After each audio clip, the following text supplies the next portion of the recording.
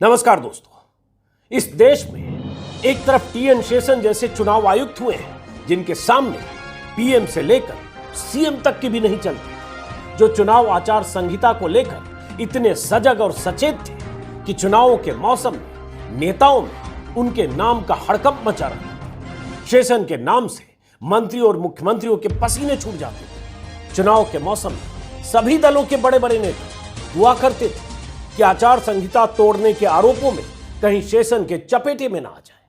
वो दौर था 1990 से 1996 का, और इस देश में ऐसे भी बहुत से चुनाव आयुक्त हुए हैं, उनके पहले भी उनके बाद भी, जिन पर देश की सत्ताधारी पार्टी के प्रति नरम रवैया अख्तियार करने के आरोप लगे।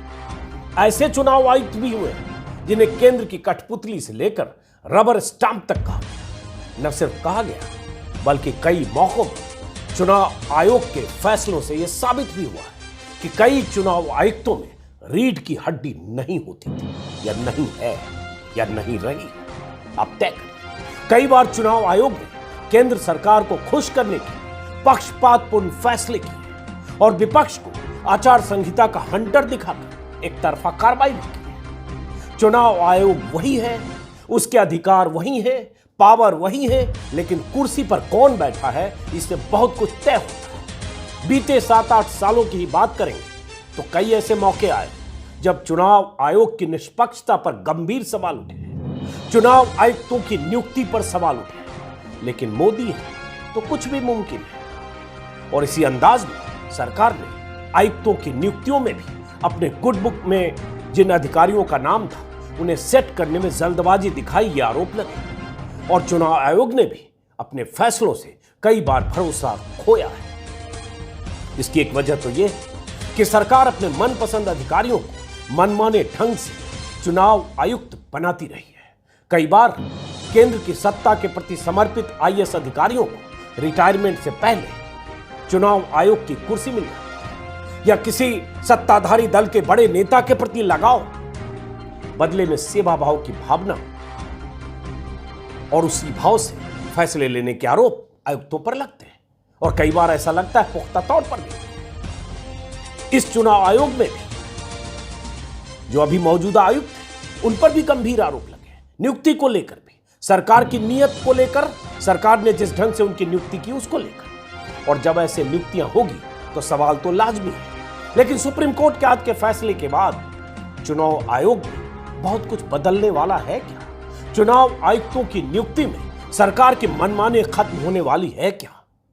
क्योंकि सुप्रीम कोर्ट ने जो फैसला दिया है वो ऐतिहासिक है, और लगता तो यही है। और अगर ऐसा हो गया तो मोदी सरकार के लिए बहुत बड़ा झटका होगा। अब सुप्रीम कोर्ट के फैसले को समझिए। जिस ढंग से नियुक्ति प्रक्रिया को लेकर सुप्रीम कोर्ट ने यह ऐतिहासिक फैसला दिया, इससे उम्मीद जगी है चुनाव आयोग में ऐसे अफसरों को आयुक्त के पद पर बहाल किया जा सकेगा जिनकी योग्यता का पैमाना सरकार के गुड बुक में होना सिर्फ ना हो, या किसी सूबे के मुख्यमंत्री या प्रधानमंत्री के गुड बुक में होना भर ना हो, या सत्ताधारी दल के नेताओं से अच्छे कंफर्टेबल रिलेशन होना भर ना हो। सुप्रीम कोर्ट ने आज क्या कहा है, गौर से सुनिए, और थोड़ी अतीत की बात, क्योंकि शुरुआत मैंने टीएन शेषन से की। सुप्रीम कोर्ट ने जो चुनाव आयुक्तों की नियुक्ति प्रक्रिया है उसको बदल दिया है। 2018 में कई याचिकाएं दायर की गई थी चुनाव आयुक्तों की नियुक्तियों को लेकर, तौर तरीकों को लेकर। उन्हीं याचिकाओं की सुनवाई के लिए 5 जजों की एक संविधान पीठ का गठन हुआ। उस पीठ में सुनवाई हो रही थी। आखिरी सुनवाई के बाद 24 नवंबर को फैसला सुरक्षित रखा गया, और उसके बाद आज फैसला आया है। पहले फैसला सुनिए और उसके बाद जरा सोचिए कि आने वाले समय में क्या कुछ हो सकता है अगर इसी तरह से नियुक्तियां होने लगी तो सुप्रीम कोर्ट ने कहा है कि अब जो नियुक्ति होगी उसमें 3 लोगों की कमेटी बनेगी, सिलेक्शन कमेटी, जो तय करेगी प्रधानमंत्री, नेता विपक्ष और सीजेआई का पैनल।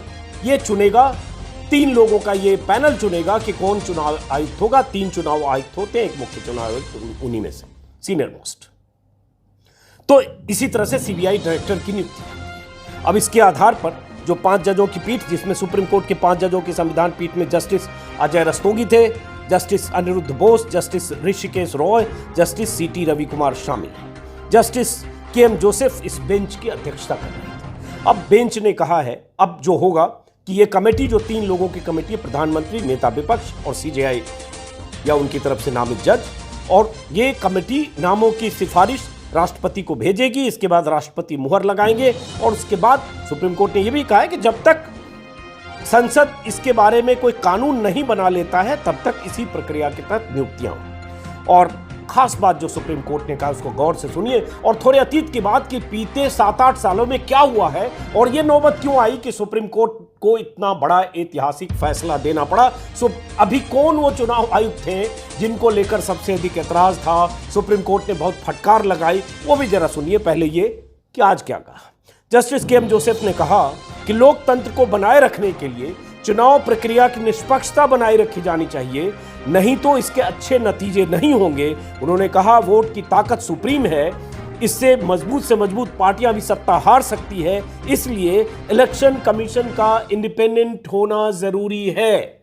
उन्होंने कहा यह भी जरूरी है कि अपनी ड्यूटी संविधान के प्रावधानों के मुताबिक और कोर्ट के आदेशों के आधार पर निष्पक्ष कानून के दायरे में रहकर निभाएं। इसके अलावा खास बात क्या कही है?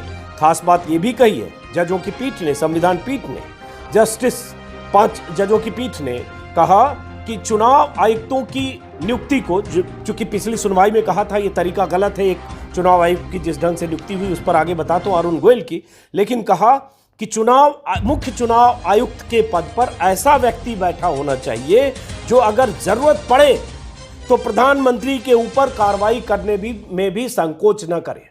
कितनी बड़ी बात है कि ऐसा व्यक्ति मुख्य चुनाव आयुक्त हो जो प्रधानमंत्री पर भी कार्रवाई करने में संकोच न करे। लेकिन बीते कुछ सालों में क्या हुआ है, 2019 के चुनाव के पहले ही, उस चुनाव के दौरान प्रधानमंत्री के कई भाषणों पर सवाल उठे, आचार संहिता के उल्लंघन के आरोप लगे, अमित शाह के आचार संहिता के उल्लंघन के आरोप लगे। तब अमित शाह पार्टी अध्यक्ष थे, गृह मंत्री नहीं थे, और चुनाव आयोग में मामला गया, लेकिन प्रधानमंत्री और अमित शाह को क्लीन चिट दी गई चुनाव आयोग से, और उस क्लीन चिट के खिलाफ 3 आयुक्तों में से एक अशोक लवासा, उन्हें ऐतराज था, वो चाहते थे कि उनके ऐतराज को भी दर्ज किया जाए, लेकिन उन्हें उनकी बात सुनी नहीं गई, वो छुट्टी पर चले गए, बाद में उनकी छुट्टी हो गई और चुनाव आयुक्तों ने 2-1 से फैसला देकर क्लीन चिट दे दी प्रधानमंत्री के भाषणों के लिए प्रधानमंत्री को और अमित शाह को। और ऐसे और भी कई मौके आए उसके पहले, प्रधानमंत्री और अमित शाह के कई ऐसे भाषण हैं जिन भाषणों के आधार पर आचार संहिता के उल्लंघन के आरोप, उसके पहले भी भाषण भी, तौर तरीके भी, 2014 के चुनाव के दौरान, लेकिन कभी चुनाव आयोग ने उस तरह से कार्रवाई नहीं की और बीते 7-8 सालों में तो बिल्कुल नहीं की। तो ये सवाल उठे, यही कहा। और अब तक नियुक्तियां कैसे होती रही हैं? अब तक नियुक्ति होती है कि जो नामों की लिस्ट आई, और कई बार नाम 20, 30, 40 होते हैं, और उसके बाद उसी लिस्ट में से 3 नाम का एक पैनल तैयार होता है, और उसके बाद प्रधानमंत्री और कैबिनेट उस पर फैसला करता है, और प्रधानमंत्री फैसला करके उसके बाद भेज देते हैं राष्ट्रपति के पास, और उसके बाद आप जानते हैं राष्ट्रपति आमतौर पर जो सिफारिश होती है वही उस पर मुहर लगाते हैं, और उसके बाद प्रधानमंत्री के नाम नोट भेजते हैं, और उसके बाद उस शख्स की चुनाव आयुक्त चुने जाने की, प्रधानमंत्री अपनी सिफारिश के साथ एक नोट भेजते हैं जिसमें जस्टिफिकेशन होता है, वजह होती है कि शख्स को हम चुनाव आयुक्त के लिए क्यों चुना जाना चाहते हैं या चुनना चाहते हैं, और उसके बाद उसकी नियुक्ति होती है। अब बात है कि अगर सुप्रीम कोर्ट के मुताबिक अगर चुनाव आयुक्तों की अब नियुक्ति होगी, एक विपक्ष का नेता विपक्ष, और दूसरा सीजेआई, प्रधानमंत्री, सीबीआई के डायरेक्टर की ऐसे ही नियुक्ति होती है, तो एक चीज तो हुई कि जो मनमानी तरीके से जो नियुक्ति होती थी, जो चुनाव आयुक्त की नियुक्तियां होती थी, उस पर रोक लगेगी। हुआ क्यों? पास्ट में अगर मैं पीछे की बात करूं, जो अरुण गोयल जो एक चुनाव आयुक्त थे, उनकी नियुक्ति पर ही सवाल उठे थे, और अरुण गोयल को जिस ढंग से जल्दबाजी में चुनाव आयुक्त के पद पर नियुक्त किया गया था, उसको लेकर जो सुनवाई हुई थी पिछली बार 18 नवंबर, उस सुनवाई में सुप्रीम कोर्ट ने जबरदस्त फटकार लगाई थी सरकार को, कहे तो जलील किया था, बिल्कुल हंटर की तरह कई सवाल पूछे थे कि कैसे आपने अरुण गोयल को नियुक्त किया, और नियुक्त कैसे किया। सवाल क्या पूछे? चूंकि सुनवाई उसके पहले चल रही थी, संविधान पीठ का गठन हो गया था, जैसा कि मैंने बताया, प्रशांत भूषण और कुछ लोगों की याचिकाएं थी, और सुनवाई हो रही थी 18 नवंबर को 2022 को, उसी पर जवाब तलब हो रहा था, प्रक्रिया पर कि कैसे आप नियुक्त करते हैं, क्या प्रोसीजर है। और 19 तारीख को 18 को सुनवाई हुई सुप्रीम कोर्ट में, सवाल पूछे गए और 19 को अरुण गोयल की नियुक्ति हो जाती है चुनाव आयुक्त के पद पर। रातों रात जल्दी में फाइल सब आगे बढ़ती है। वो भी सुप्रीम कोर्ट ने पूछा और कहा कि ये बिजली की गति से जो आपने फैसला किया, इसकी वजह क्या, और उसके बाद कुछ सवाल पूछे। आप उन सवालों को जरा सुनिए। सवाल पूछे गए थे नवंबर में सुप्रीम कोर्ट में, जिसमें पूछा था सुप्रीम कोर्ट ने, एक आईएएस अधिकारी एक ही दिन में वीआरएस उसे मिलता है और उसी दिन कानून मंत्रालय उनकी फाइल को मंजूरी दे देता है और 4 नामों का पैनल प्रधानमंत्री के पास जाता है और 24 घंटे के अंदर राष्ट्रपति गोयल के नाम से अरुण गोयल के नाम की पर रजामंदी दे देते हैं, मुहर दे देते हैं। ऐसा क्यों होता है? और उसी में सुप्रीम कोर्ट ने पूछा था कि हमने 18 नवंबर को सुनवाई शुरू की, उसी दिन फाइल आगे बढ़ गई, उसी दिन क्लियरेंस भी मिल गया, उसी दिन आवेदन भी आ गया। कितनी जल्दी में हुई, जल्दबाजी में, उसी दिन नियुक्ति भी हो गई। फाइल 24 घंटे भी नहीं घूमी। फाइल को बिजली की रफ्तार से क्यों क्लियर किया गया, ये सुप्रीम कोर्ट ने पूछा। और ये अगर सुनेंगे समझेंगे तो लगेगा मंशा संदिग्ध है, और उस मंशा को सुप्रीम कोर्ट ने पकड़ा था और इसीलिए सुप्रीम कोर्ट ने इतना बड़ा फैसला आज दिया। जो रवायत, जो सिलसिला चल रहा था, वो सिलसिला अब थमेगा।